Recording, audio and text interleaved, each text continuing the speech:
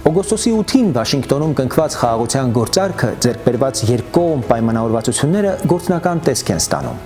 Սկսեց նախորդին աշխատել հայ-ամերիկյան աշխատանքային խումբը, որի մանդատն է կյանքի կոչել 3 ռազմավարական ուղղություն՝ խաղաղության խաչմերուկ ճանապարհների ապաշրջափակման նախագիծը, արհեստական բանականության եւ կիսահաղորդիչների շուրջ նորարարական գործընկերությունը եւ էներգետիկ անվտանգության խորացումը։ Սա մեխն է, որով ամրացվում են օգոստոսի 8-ին Միացյալ Նահանգների եւ Հայաստանի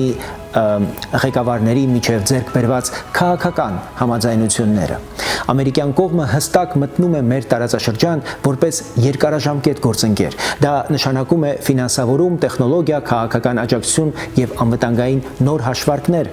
մեր երկրի շուրջ, Հայաստանի շուրջ։ Եթե խաղաղության խաչմերուկը աշխատի, դա լինելու է մեր երկրով անցնող ապրանքաշրջանառություն, էներգակիրների հոսքեր, սփյուռքի եւ ամերիկյան բիզնեսի ներգրավում, տեխնոլոգիական կենտրոնների եւ բարձր վարձատրվող աշխատատեղերի ստեղծում։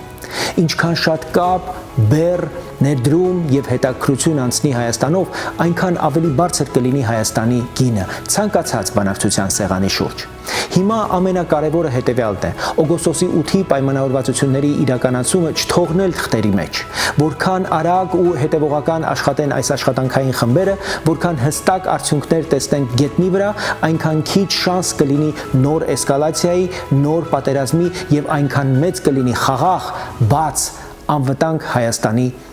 հնարավորությունը։